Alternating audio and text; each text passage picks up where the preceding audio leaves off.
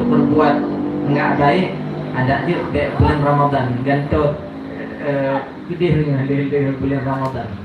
Ini rencana kena puput yang ini nak planning kemung misalnya itu nak planning kemung upat gok misalnya stop ini gantung pun gantung mulut dulu selama Ramadan. Besok setelah Ramadan untuk mulai bulan Syawal yang kaji mulai. Ini bukan berarti boleh melakukannya, maksudnya untuk menghindari potensi dosa yang jauh lebih besar selama di bulan Ramadan. Karena memang kita sering mendengar bahwasanya selama Ramadan itu setan itu dibelenggu oleh Allah. Setan itu dibelenggu karena sesuai dengan hadis Rasulullah, "Idza jaa Ramadan futiha abwabul jannah." Apabila datang bulan Ramadan, dibuka pintu-pintu surga. Wa ghulliqat abwabun nar, dan dikunci pintu-pintu neraka. Wasufidat syayatin, dan dibelenggu setan. Salah satu filmnya di bulan Ramadan itu ya. Artinya setan selama bulan Ramadan ini memang dibelenggu oleh Allah Subhanahu wa taala. Aktivitasnya dibatasi oleh Allah Subhanahu wa taala. Kalau istilah kami, istilah yang sering tuankan, selama Ramadan setan cuti bulan. Ini wo kampung ini lepas dari tugas yang telah ditetapkan oleh kepala setan. Jadi mereka cuti semuanya, pulang kampung, istirahat dari menggoda manusia. Maka ini potensi besar bagi kita, karena masa cuti setan ini cuma selama setahun di bulan ini. Lam titon di bulan. Ada setan dari tanya titon 12 gimana macam-macam cuti. Menurut setan hana dia cuma cuti Ramadan nentang yang aja. Cuti lain hana cuti Ramadan. Satu bulan setahun cuma 1 bulan saja. Maka ini adalah kesempatan bagi kita, berhubung setan lagi cuti, untuk bisa memanfaatkan, karena satu musuh kita sudah hilang. Tinggal satu lagi musuh yang tersisa, yaitu hawa nafsu. Makanya hawa nafsu ini dia kalau cuti dia pun tidak ada cuti. Dibunuh pun dia hanya cuti, tidak berhak memperoleh cuti. Dibunuh pun tidak bisa dibunuh hawa nafsu. Yang bisa hanya dikendalikan, ya. Yang hanya bisa dikendalikan. Bagaimana cara mengendalikan nafsu? Yaitu salah satunya yaitu dengan melaksanakan puasa Ramadan. Puasa Ramadan ini adalah cara untuk mengendalikan hawa nafsu. Karena dia semakin lapar, nafsunya semakin lemas, ya. Semakin tidak berdaya. Nah, di saat kita sudah kenyang kembali, sudah terisi kembali amunisi dengan penuh setelah maghrib, ini nafsu kuat loh. Makanya dorongan untuk berbuat kejahatan setelah kita kenyang ini semakin meningkat, karena nafsu yang ada pada tubuh kita ini semakin kuat ya ketika kita makan. Makanya ketika buka puasa Ramadan kan sering kita dengar, ini sebenarnya bukan ajang balas dendam. Dan gara-garanya anak suruh adanya baru porsi makan 3 kali sehari. Apakah ketika Ramadan, ketika puasa Ramadan, jatah porsi siang itu kita rapel dengan jatah makan malamnya, sehingga harus makan 2 piring. Yang lagi bicara, tentu hikmah puasa nggak akan kita peroleh. Jadi buka puasa itu sebenarnya hanya ajang untuk mengisi energi saja secukupnya, agar bisa untuk kembali melaksanakan ibadah, bukan dengan sistem balas dendam yang nantinya tidak hanya berdampak pada hati kita, juga akan berdampak kepada kesehatan kita. Karena makan banyak itu tidak hanya mempengaruhi hati kita, tapi juga berdampak kepada kesehatan. Karena puasa itu tidak hanya mempunyai hikmah dari sisi agama, tapi puasa itu juga punya hikmah dari sisi kesehatan. Hanya Nabi mengatakan sumu tasihu, berpuasalah kamu, niscaya kamu akan sehat. Maka menyebabkan sehat, sering-seringlah kita berpuasa. Sehat fisik dari berbagai macam penyakit, dan juga akan sehat batin dari segala penyakit hati. Ini Bapak Kamat apa sama seperti ini aja, apa ada sesi jawab atau ini sudah habis waktunya? Karena terlalu panjang pun. Tanya jawab kadang ibu-ibu kemudian mana? Nggak boleh lah. Ini maksudnya kegiatan ini aja, maksudnya bulannya nggak perlu ini, tapi bisa dibuka aja Pak, mau bertanya. Enggak, jangan formal-formal. Ya, jadi kadang-kadang ada yang memang hal-hal pribadi atau terkait dengan hal yang memang sehari-hari itu ada yang menjanggal nih, ini ragu nih. Mungkin ada yang mau ditanyakan, bisa ditanyakan. Nah, boleh juga Bapak Ibu. Nanti ini kan kita semuanya kan memang orang-orang hebat semuanya di ruang ini kan. Nanti bisa menjawab dari siapa yang berkenan menjawab nanti. Sama-sama kita saling melengkapi jawabannya. Kalau memang ada yang ingin dipertanyakan boleh. Atau nanti kita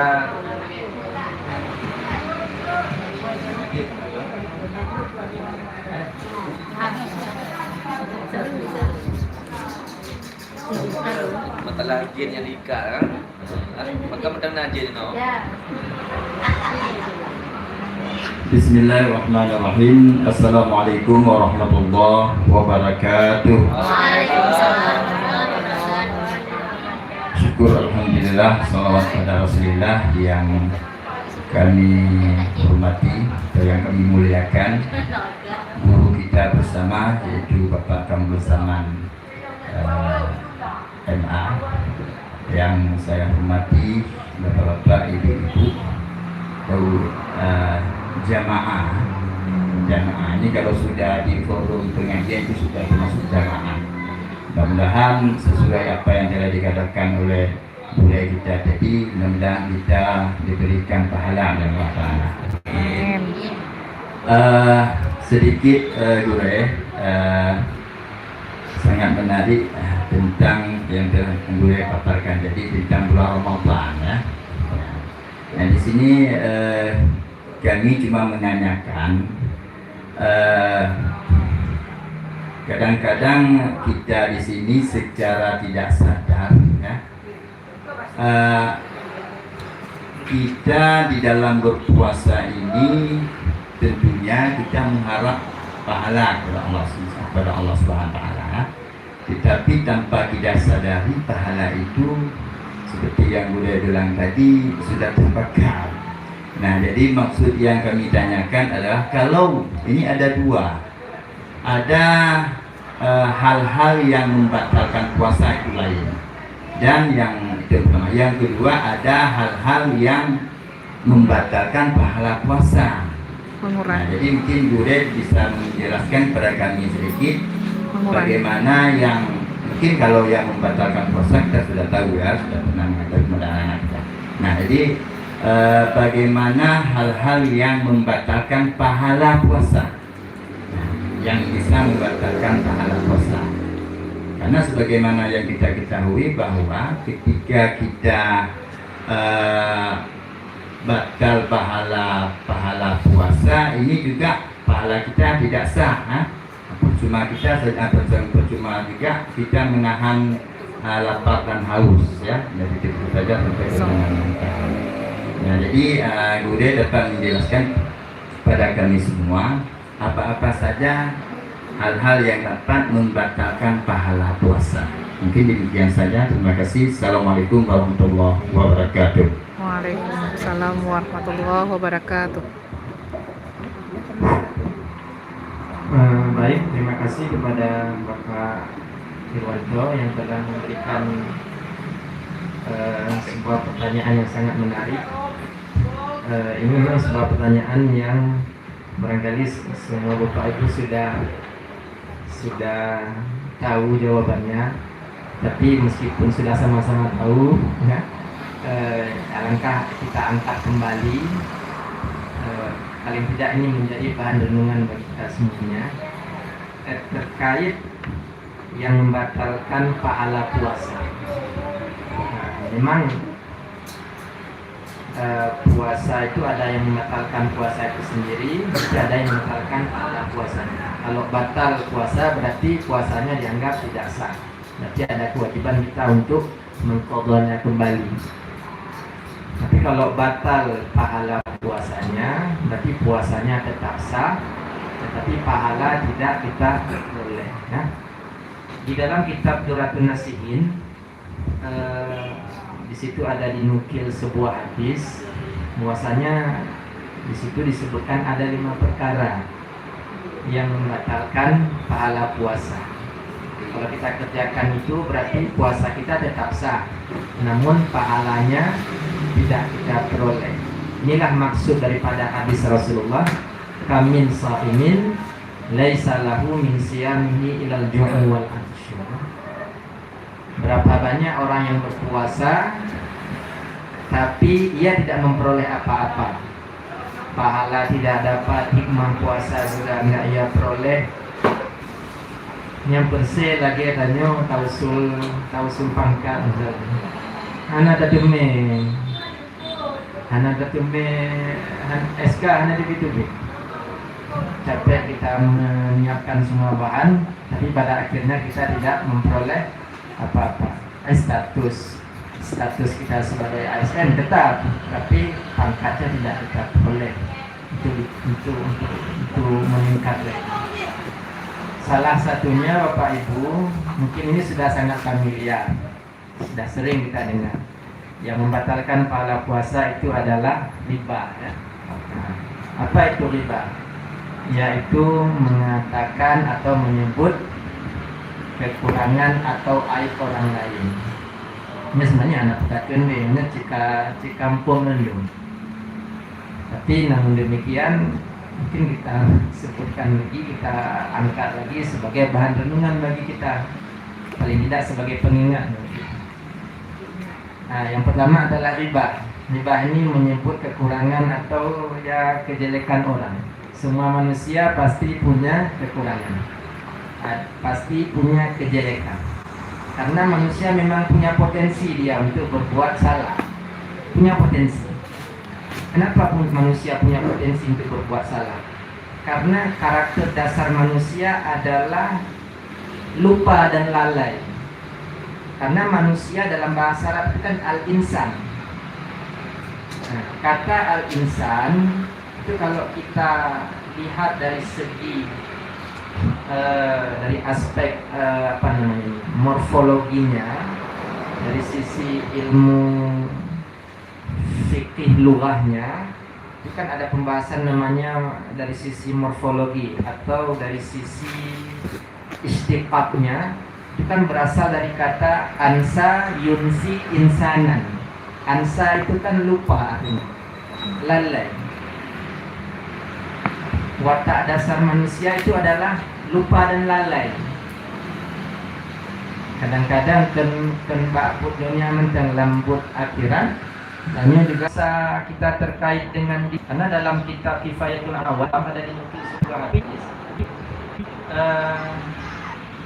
Di langit itu ada pintu-pintu juga nanti berimbang dia. Ada pintu-pintu di langit.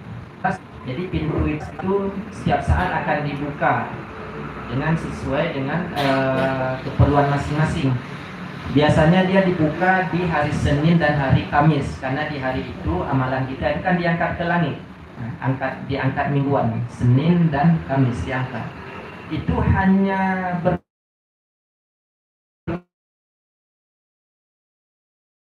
dengan dosa, salah satunya dosa riba. Kalau kita masih tersangkut dengan dosa riba, jaringan tok kudenya error. Error. Ketika mau sampai menembus langit, loading dia amalan kita. Tidak bisa menembus pintu langit. Sehingga amalan kita yang kita kerjakan hari-hari itu hanya bergentayangan dia di atas udara. Jale kide ulapang, jale kena melabu, jale kide upnaga, jale kide buta-buta, jale pantai cermin, jale kide unagan raya, menang-menang. Akhirnya amalan kita tidak pernah menembus ke folder amal kita di sana. Makanya tinggal ketika dia baca klik foldernya, pekan di kosong folder amal. Gak ada. Kena laptop managa, pada kan laptop managa. Berarti yang foldernya, usernya bermasalah, human error. Orangnya yang bermasalah, sehingga amalannya tidak sampai ke sana, sehingga folder di kosong. Kadang waktu tak pasti, no? Kalau gak pasti kadang takli aja, kalau tak pasti kata takli juga. Nah, gimana kita menukar lah. Gambarannya seperti itulah kira-kira. Maka orang kita tunggu dulu sampai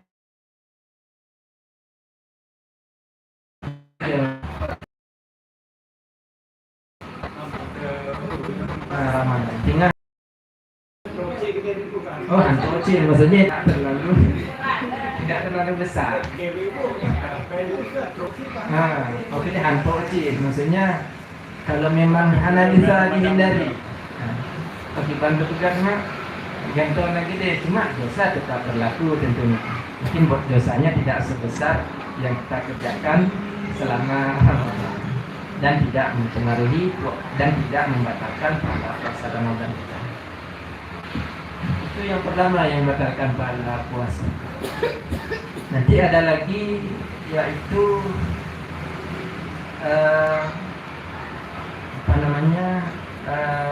berbohong, berkata dusta. Apa itu berkata dusta? Itu Bapak Ibu ini sudah tahu semuanya, ya. Sesuatu yang kita ucapkan tidak benar, dan sumpah palsu. Sumpah palsu ini yaitu sumpah, ada dua pengertian, yaitu yang pertama sumpah dengan tidak menyebut nama Allah,